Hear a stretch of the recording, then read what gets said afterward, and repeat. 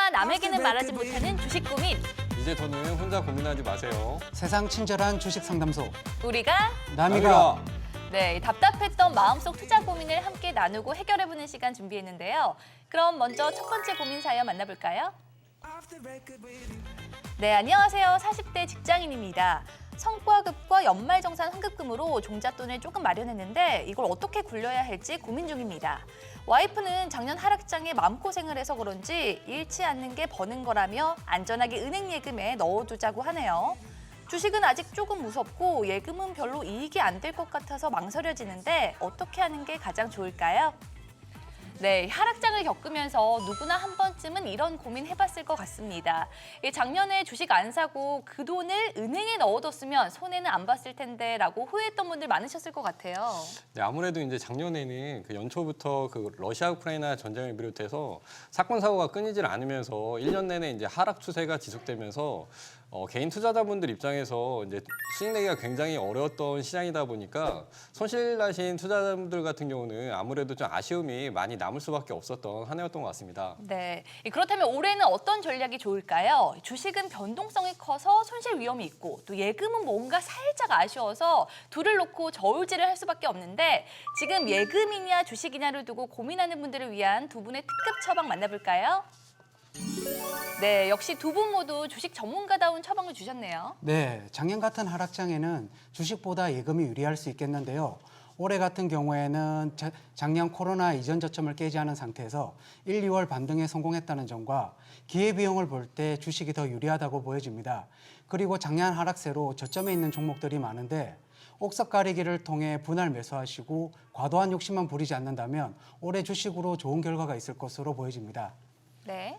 네, 이제 뭐 개인 성향에 따라서 예금만 이용하시거나 반대로 이제 주식만 이용하시는 분들도 계시겠지만 한 가지만 택하기보다는 그 돈의 쓰임새와 개개인의 이제 성향에 따라서 자산을 적절하게 분산해서 투자하시는 전략이 좀 더 효율적일 듯한데요.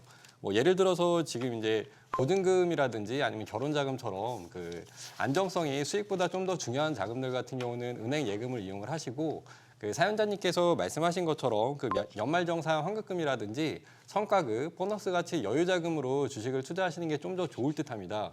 지금 이제 작년에 주식으로 손실을 보셨던 분들 같은 경우도 그 지금부터 투자 전략을 잘 세우신다면은 올 한 해는 이제 아무래도 작년과는 주식시장이 확연히 다른 분위기이기 때문에 충분히 좋은 결과 만드실 수 있을 거라고 생각됩니다. 네, 두 분의 의견 참고하시기 바라고요. 친절한 주식 상담소 계속해서 두 번째 사연 만나보죠.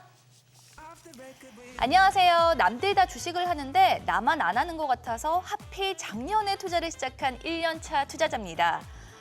정말 호되게 하락장을 경험했는데요. 지금 마이너스 20%는 기본이고 많게는 마이너스 50% 종목도 수두룩합니다. 문제는 이런 종목들을 어떻게 정리해야 할지 몰라서 계속 들고 있다는 건데요. 미련 없이 다 던지자니 감당할 수 없는 손실과 본전 생각에 자꾸 멈칫하게 되는데 어떻게 해야 이 지독한 하락의 늪에서 벗어날 수 있을까요? 네, 지긋지긋한 마이너스 계좌에서 탈출하고 싶다는 사연이었는데요. 이 주식 투자에서 매수는 기술, 또 매도는 예술이라는 말이 괜히 있는 게 아니거든요. 진짜 파는 게 제일 힘들고 어려운 것 같아요. 네, 맞습니다. 전문가인 저도 매도는 힘든 부분 중 하나인데요. 저도 매도를 할 때는 차트뿐만 아니라 상승 모멘텀, 이슈, 그리고 여러 가지 보조 지표를 체크하면서 매도하고 있습니다. 하지만 이제 일반 개인 투자자들은 그렇게 보기 어려우시기 때문에 그런 것보다는 과도한 욕심을 부리지 않고 수익권에서 분할 매도하면서 수익을 조금씩 챙겨나가는 연습을 한다면 좋은 결과가 있을 것으로 보여집니다. 네, 그렇다면 물린 주식을 어떻게 정리해야 할지 두 분의 특급 처방 확인해 볼까요? 네, 이유 들어볼게요.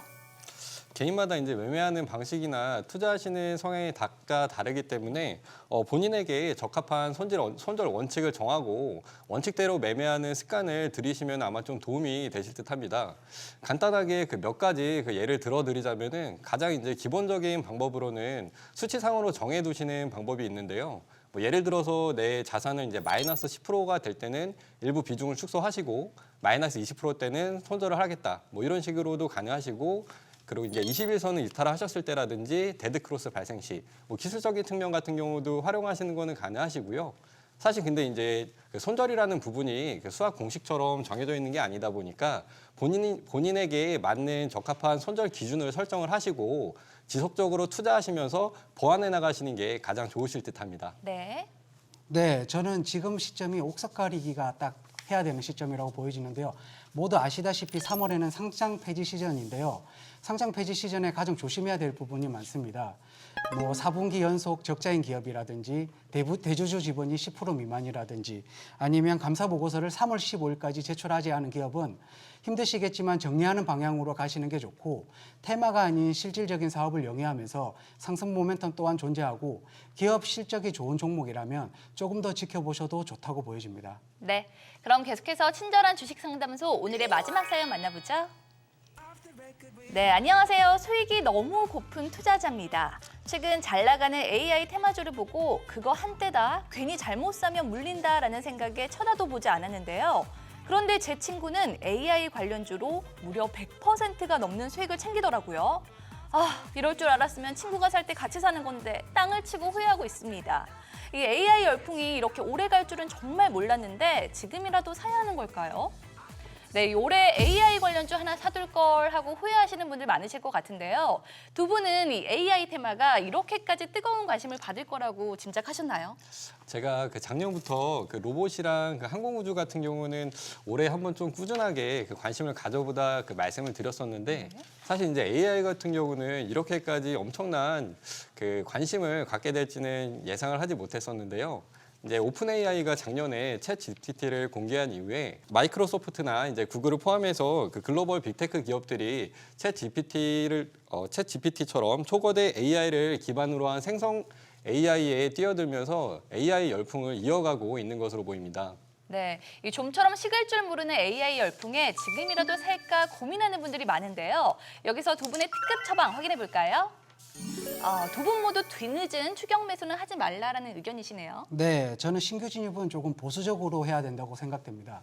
물론 AI가 추가적인 상승이 있을 것으로 예상되면서 보유하신 분들은 조금 더 지켜보셔야 될 때이고요. 신규 진입을 원하신다면 옥석 가리기를 통해 아직 시세가 덜 나온 종목을 분할 매수하시면서 리스크를 최소화하시는 게 좋다고 보여집니다. 그리고 AI 테마 이후에 다음 시장 주도 테마가 무엇이 될지 생각해봐야 할 때이고 폐배터리나 폐기물, 원전이나 폐배터리 그리고 VR 기기 관련주들도 관심 가져보시면 좋은 결과가 있을 것으로 보여집니다. 네, 두 분의 의견 참고하시기 바라고요. 방송 외에도 이 답답한 속을 뻥 뚫어줄 주식 정보 만나볼 수 있는 방법이 있다고 하죠? 네, 카카오톡 채널을 통해서 그 필살기를 검색하신 후 친구 추가하시면 다양한 주식 정보들을 만나보실 수 있습니다. 네, 많은 참여 바라고요. 허심탄회한 주식 이야기 다음에도 우리 함께해요.